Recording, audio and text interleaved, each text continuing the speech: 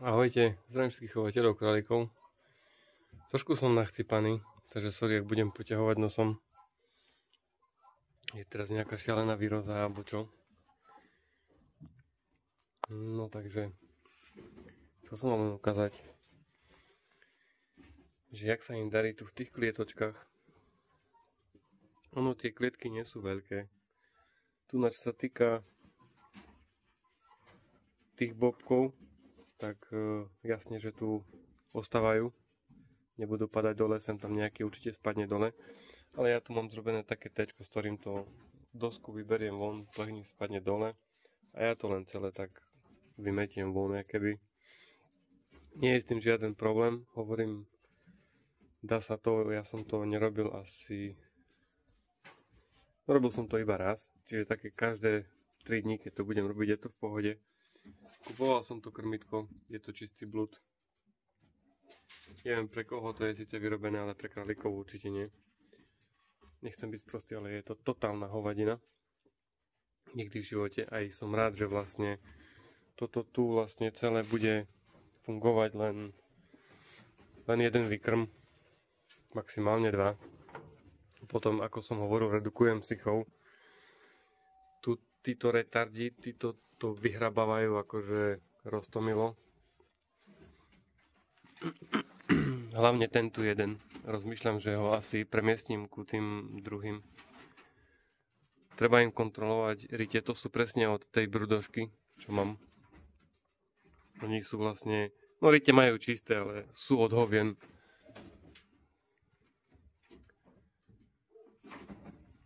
Majú poprischýnané kade-tade hovna. To krmitko je riadna blbosť takisto. Asi najlepšie krmitka sú tie veľké. Tieto tu ako neviem akým zázrakom je to, že vlastne stadiaľ mi to vôbec nevyhrabávajú.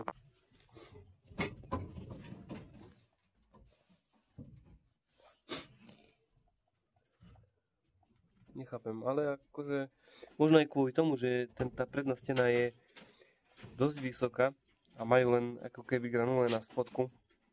Čiže toto sú fajn. Takéto nejaké krmitko, toto je fajn. To sa mi zdá, že to som objednával niekde, už neviem teraz, asi z Achovu. Dvojité s takou stenou predelovacou. Je to topka pre mňa, hej. Veľmi dobré krmitko. Čo sa týka, ja som to asi nespomínal, čo sa týka napájania, klasické, hej, tie niple, čo mám tam, nerezové, tie doživotné, čo sa nedajú podľa mňa zničiť, to asi ani slon nepokúše. Je to všetko napojené vlastne. Tu mám prívod, ide tu na druhú stranu, dole, do druhej strany a vracia sa spiatočka do nádoby. Ale je mi to asi aj jedno, ako som to urobil, aj keď som to urobil celkom dobre. Ale ja tento na výkrm budem rušiť. Len z toho dôvodu, že ja sa nebudem spoliehať na to vlastne, že ja predám nejakých 15-20 králikov mesačne. Pretože toľko by som musel predať. Ja som to minule počítal. Okolo 36 králikov mám tu na. Jednorázovo si zoberte, že budem musieť predať no minimálne 20, pretože budem ich tu mať dosť veľa a ja nemám čo s tým ani vlastne robiť potom. Nemám tonový mrazák, do mrazničky to trepať nebudem za každú cenu určite. Tiež chcem len čerstvé mäso, maximálne mesiac a pol staré jesť. Čo sa týka mrazničky, ja to najradšej robím tak, že vlastne mám keby len na 1 mesiac, hej. Ako každý cyklus výkrmu si nechám niečo proste v mrazničke, aby som mal na ten ďalší cyklus výkrmu. Nechcem si, hovorím, nechávať do bludu toho. A aj kvôli tomu končím s tým vlastne celým výkrmom.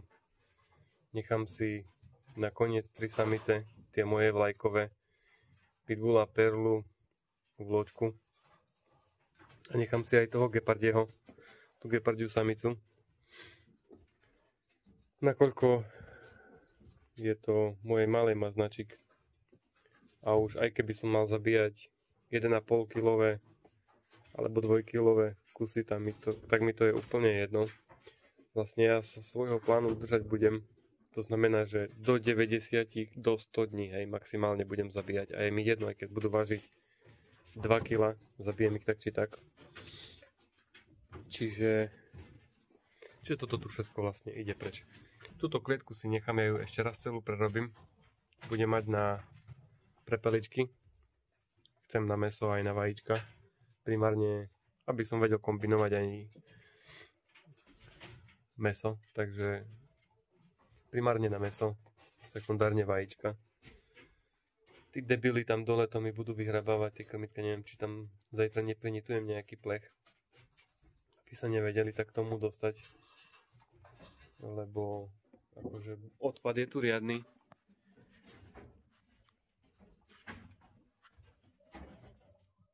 A ja nebudem platiť debilov, aby si robili s tými granulami, čo chcú.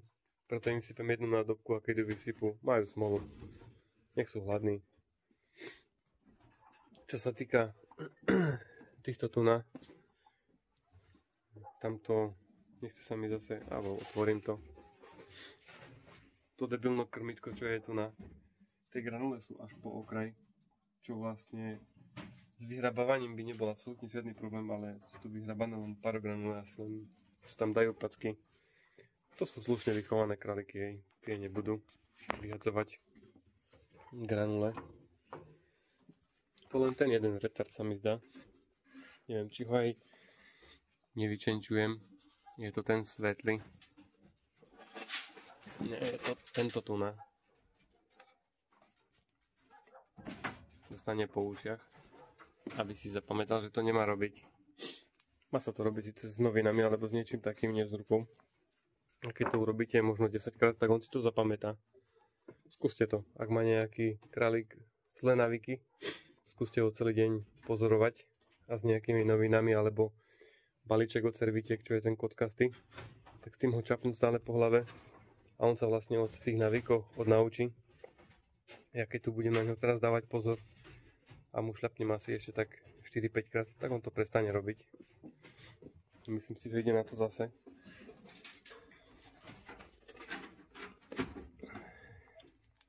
Nie je to žiadne týranie ani nič. Je to len výchova, ako sme mali možno my mladí. My starší, tak.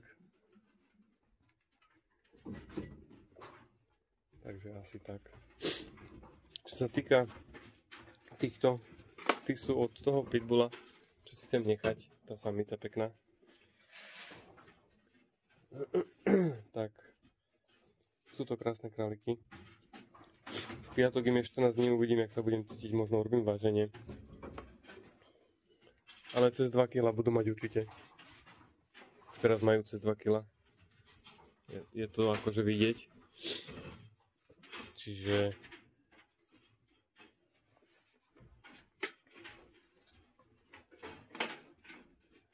tá samica sa zase ukázala v tom dobrom svetle. Oni sú akože veľmi pekní. Každý jeden. Sú, dá sa povedať, že skoro aj rovnaký.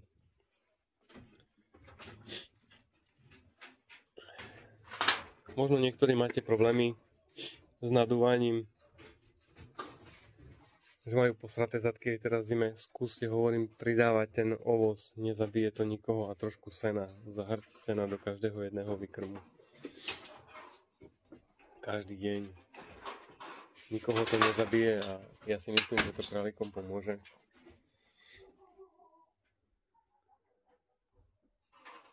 Všetky sú zdravé. Teraz v noci je to najlepšie kontrolovať. Každý jeden je aktívny a vlastne, keď sa takto zotmie, prídem sem, ja to možno niekedy natočím a všade dám trošku sena. A tam je vlastne krásne vidno, že keď nejaký nepríde k tomu senu, tak má nejaký problém určite.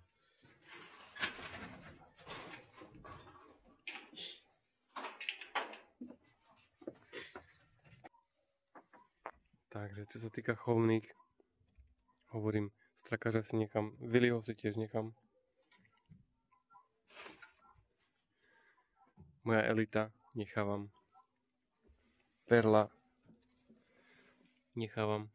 Ona bude aj tak 17. by sa mala okotiť. Táto by mala mať zajtra termín. Tak uvidím. Ja už som tu nainštaloval aj ohrev. Aby som jej tam trošku zakúril, pretože ráno tu bolo minus 2,5. Ten môj pitbull ostáva. Táto tuna, pekná samička, no ju je mi škoda. Ona by mala byť tiež kotná. Dával som ju cez víkend. Asi k Willimu. Áno, k Willimu. Ale budem ju predávať, dávam ju na internet. Keďže sa ich chcem zbaviť ešte predtým, ako sa okotia. Táto biela, čo je tak na 90% jej dcera, na 10% tej hnojnici. Ale je tu už dosť dlho a má to tu pekné čisté. No. To seno jasne, že tam vypadáva a chčí je na jedno miesto, takže vyzerá byť celkom fajn. Čiže určite to nebudú geny tej srajdy. No a tu gepardiu si takisto nechávam, hej. Tu som dával som ju k Willimu. Alebo nie, k Strakáčovi. Neviem teraz, či som ju dával prvýkrát k Willimu a ona ho nechcela. A potom som ju dal k Strakáčovi. A Strakáča už prijala. Takže keď sa všetko podarilo dobre, boli tam 3 skoky. Respektíve 2 skoky, hej, pretože som na ňu potom zabudol. Čiže 2 skoky úspešné a otec bude Strakáč, tak uvidím, čo z toho bude.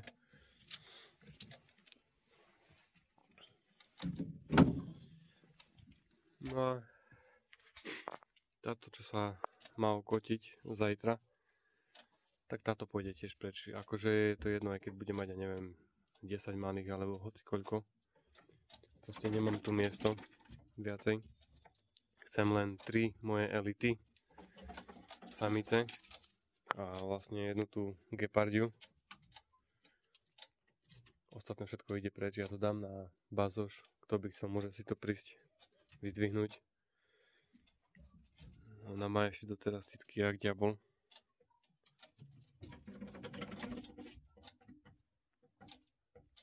Ona by dokázala v pohode vykojiť asi aj 14 malých. Rozmýšľam, že aj teraz dám dlhšiu pauzu a potom to asi aj skúsim. 14 asi nie, ale 12 by som jej asi nechal. Tým pádom by mi stačila vlastne ona sama na 1 mesiac. Prípadne s tou gepardiou na striedačku, lebo tú gepardiu budem len tak 3-krát pripúšťať do roka, viackrát asi nie. No a Perla s pitbullom, ako vždy, aj spolu. Takže asi tak to bude. Samcov si nechávam obidvoch. Presne kvôli tomu, pretože on je ešte 6.10., takže je to ešte zasran. On je 13.1., takže má rok niečo. No a nechávam si ich z toho dôvodu, že vlastne čo sa týka vrhov, tak majú podobne, tak tu bude mať 4. vrch,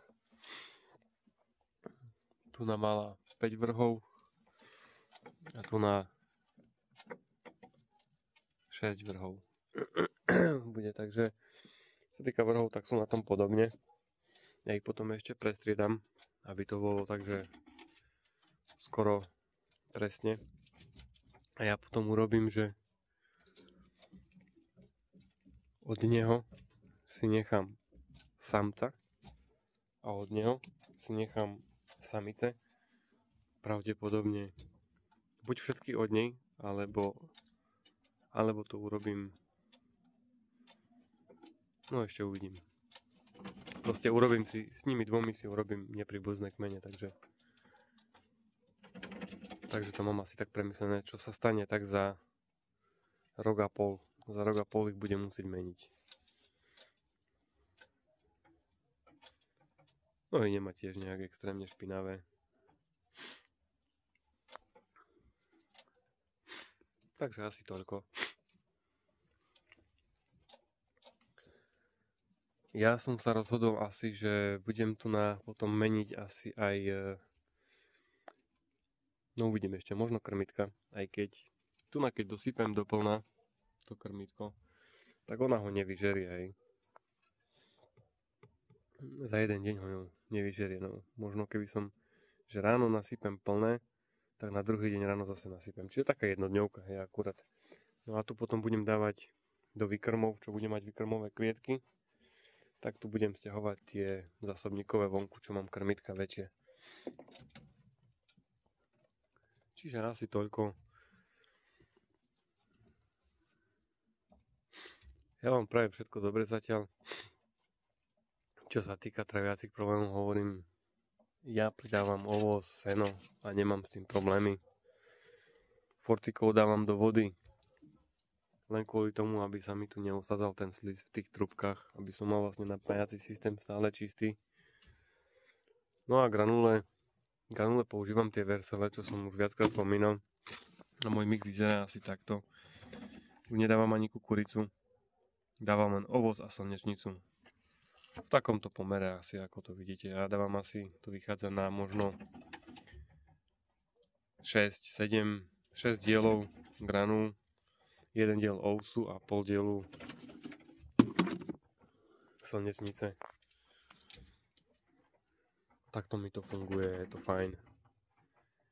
Čiže sa držte. Prajem vám všetkým zdravý chov.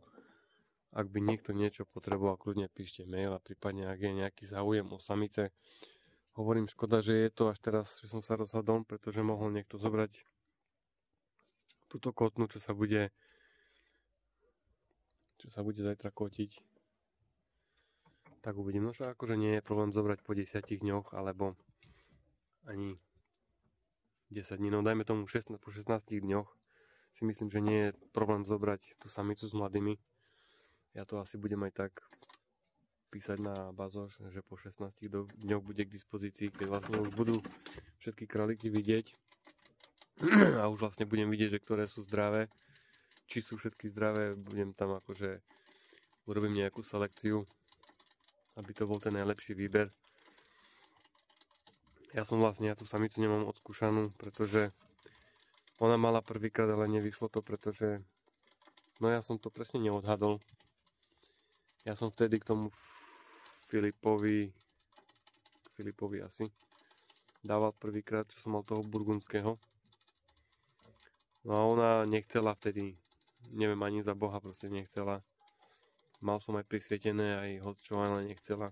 Teraz dvihla riť až pomaly k stropu. Teraz to nebol problém naposledy.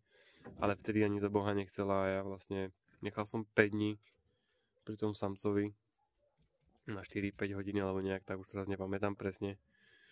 No a výsledok bol, že som nevedel, že kedy sa to stalo, hej, takže podľa mojich výpočtov to vlastne až na posledný deň, jeden deň po poslednom dni ako keby. Čiže buď cez časovala niekoľko dní a porodila mŕtve, ostalo len jedno a bolo akože mega obrovské. Čiže ja si myslím, že to pár dní cez časovala určite. Preto vlastne porodila aj mŕtve a preto to aj tak dopadlo. Neviem, bol to jej prvý vrch, možno nevedela, že ako na to. Ale keď cez časuje také, 4-5 dní, tak to je si myslím dosť veľa. A to mladé bolo asi, to bolo asi takéto veľké, čo je si myslím, že dosť veľké a to je také 4-5 dňové určite. Už malo dokonca aj tam tak jemné, ako keby chumačené po sebe srsti. Nebolo len akéby čisto, len kožička. Takže jedno prežilo a aj neviem, možno sa nedokázalo samo vyhriať. Môže byť, ja som vtedy ešte nemal asi ohrevy. Nepamätám si teraz presne. Takže zamrzlo asi. Aj keď to bolo v miestnosti, ale dopadlo to, jak to dopadlo a uvidím teraz, ako to dopadne.